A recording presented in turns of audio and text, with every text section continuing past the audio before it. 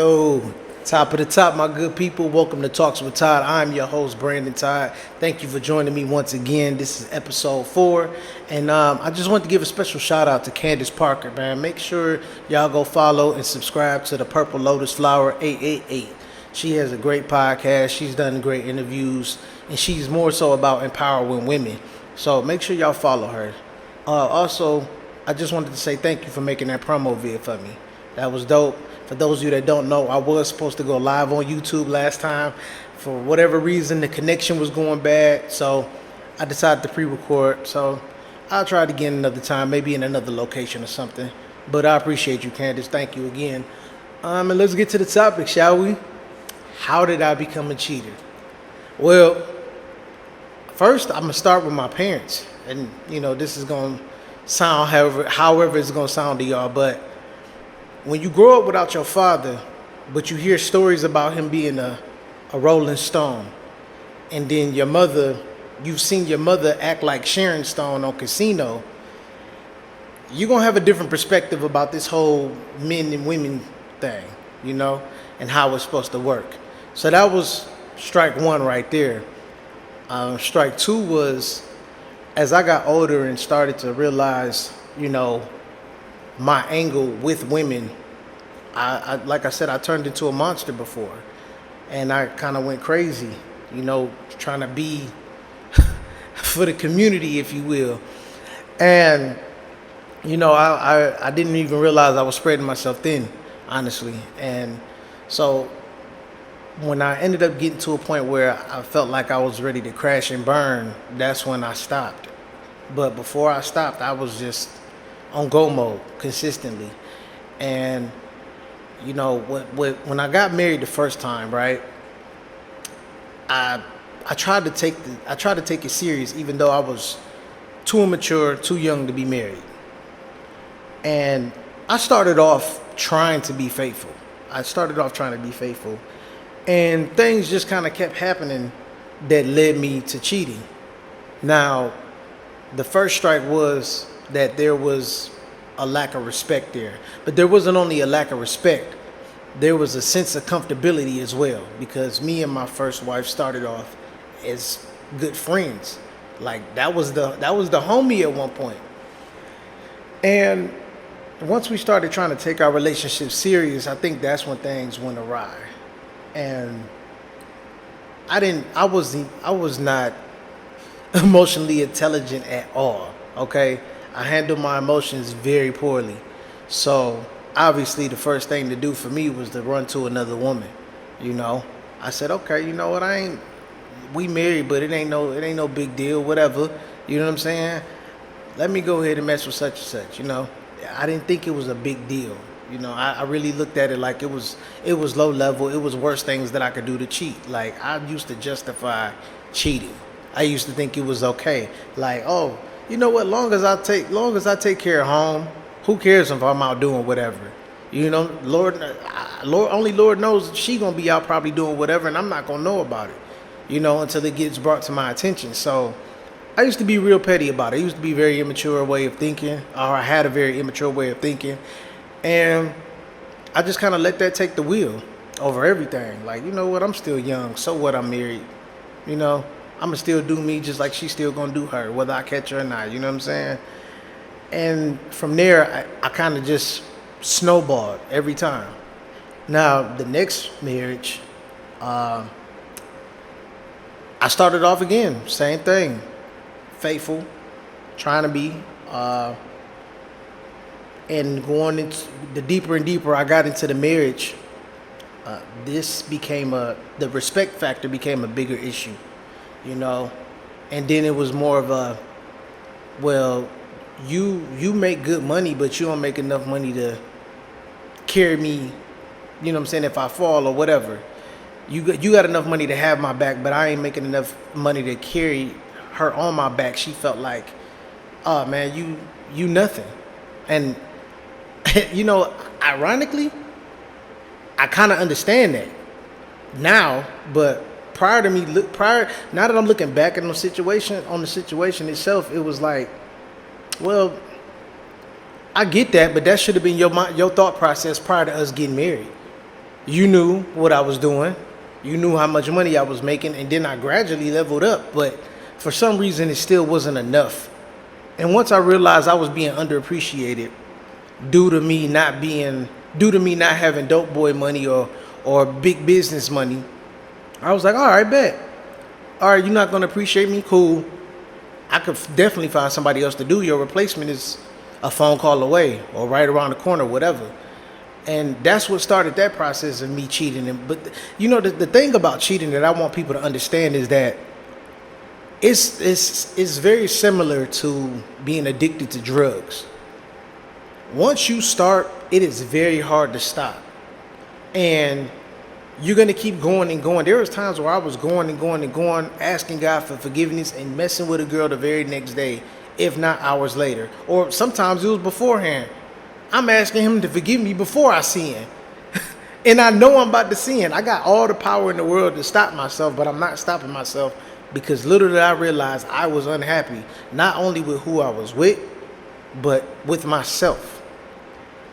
So, and that just had a lot to do with me lacking certain achievements. I believed that by a certain age I should have way more. And I still feel that way. Only difference is I'm not down on myself. I'm not complaining about it. I'm not crying. I'm working. That's it. I'm working. So I don't have that mindset no more. But but prior to me getting to that mindset, it was downhill from there, honestly. Because I wasn't realizing I was unhappy, it was like I kept feeding myself that drug because for a minute or for a moment I felt needed. I felt needed. Somebody wanted me to come through for them and actually want me to do something for them, and I was there for that, and I appreciated it. You know, I really thought I was doing something, and I wasn't doing anything. Honestly, it was me feeding my ego. Be completely honest with y'all, that's all it was. And this is not liquor. This is orange juice. I said top of the top, not top of the tipsy. So yeah, that's where that process started. I didn't take being faithful serious until I got into this marriage that I'm in right now with my current wife. Because I believe that women, it's first of all, unless there's a conversation, it's never okay to be unfaithful. And when I say a conversation, there must be a conversation about where y'all stand in y'all relationship and how y'all should move. Do we have an open relationship? Is it okay for us to give each other hall passes? If y'all not having those conversations, then cheating is definitely wrong. However, I do see how people get pushed to cheating when they are still, I guess you could say, in love, or at least trying to be in love. They trying to give it a chance, whether it's because of kids or it's them going off of the feeling of their heart or whatever. You know, I do see how it can happen, especially if, let's say, somebody lacking something and another girl makes up for it, but that girl lacking something as well, you got another girl to make up for it. So it's almost like you creating the perfect girl in 3 or more women. And that's what I was going through. I'm like, man, all 5 of these girls combined, or all 4, however many I was messing with, they make the perfect woman because it was something I liked about all of them. So then that really gave me a sense of entitlement almost. Like, well, if I can't go to her for this, and I could go to her for this, and I could go to her for this, what am I doing wrong? We all utilizing each other in a certain way. And I know to some of y'all that may sound sick, and it also may make sense. To me, it made sense at the time. But however, I was wrong because there was no conversation. Yeah, the chicks on the side knew about me being married, but my wives didn't know about the chicks on the side until we was done. So that wasn't really, I didn't play fair at all. And I regret being like that, but at the same time, I'm glad that I got it out my system. You know why? Because it all of that prepped me for being in the marriage that I'm in right now. I have not cheated. I have no intentions on cheating. You know, I respect this marriage. And not only do I respect this marriage, I respect myself. So I really want people to put more, I'm not passing judgment on anybody that has cheated. Obviously, I've done it. But what I want y'all to do, especially married couples, I want you to really think before you cheat. And if you really feel like you got to cheat and you want to keep that person, you please have that conversation with them. Have that uncomfortable ass conversation with them. Because if you don't, you're going to be up shit's creek. You know? The first wife, I didn't have to go through much when we went through our departure. Except for my first heartbreak. But my second marriage cost me a lot of money. Okay? Cost me a lot of money. And at one point, I really hated it. And then you know what I ended up telling myself? B, you did this shit. Stand on it. So yeah, it falls on me because at the end of the day, I chose these women. I chose my last wife, which just so happens to be my kid's mother. So this is on me to an extent. And once you start taking accountability and seeing where you played a role in things going wrong, you are going to see things so much clearer. I bullshit y'all not. It's almost like, yeah, I messed up, but I can make up for it. And I'm working on it every day. Every day I'm being better. You know what I'm saying? Every day I strive to be a better husband, better parent, better everything. I strive to be better even at this. This is not fake. I give you guys these episodes because I want y'all to see where I was and look at me where I am right now.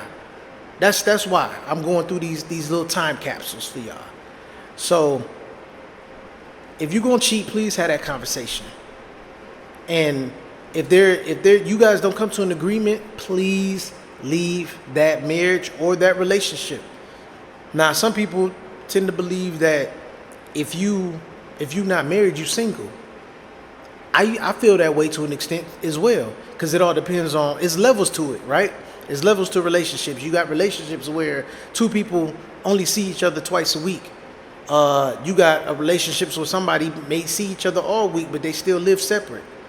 But I believe once you guys decide to get a crib together, not move in with one another in separate, you leave from your house and they leave from theirs or whatever. No, I want you guys to come together. When y'all come together and say, you know what, I'm about to leave my crib. Okay, cool, I'm about to leave my crib.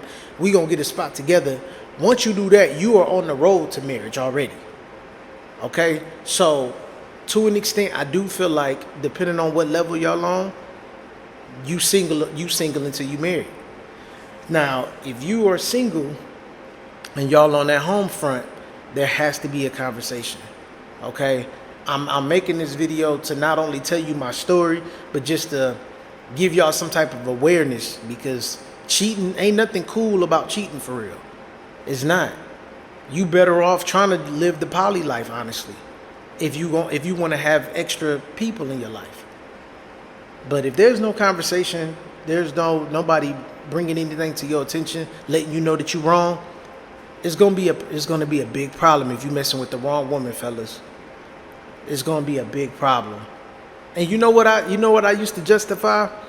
I used to justify my cheating with the fact that I gave them warnings. I told my ex-wives, hey, listen, you slacking on this, and this, you please stop it. Please work on yourself. Now, see, the first marriage, it just was a repeated cycle of whatever, I don't care, right? Second marriage, it was counseling involved. See, the first marriage, they didn't want to go to counseling because they felt like I needed all the counseling. Cool, went to counseling. Second marriage, went to counseling. Put in the work. The other party didn't want to put in their work. You see what I'm saying? And once the therapist got to telling her what she needed to do to fix things or get things back on the right path, because she wasn't taking accountability for anything, she didn't want to go to counseling no more. That's a red flag. So yeah, make sure you got the right person, man. You know, that's major. If you don't have the right person and if you can't communicate with that person, ain't nothing gonna work. Forget about having extra people in your life. Won't nothing work out. So that was the start and the end. That was the start and the finish of me cheating, y'all. I got every reason in the world to be faithful now, because I know that there's nothing out there, and you guys will never understand the power of not thinking with your peace until you do it. It is really is a different type of feeling, man. You'll unlock your power when you stop being led by sex. But we're gonna get into that a little later though, man. So until next time, ladies and gentlemen, I'm out of here. Remember that. Indeed.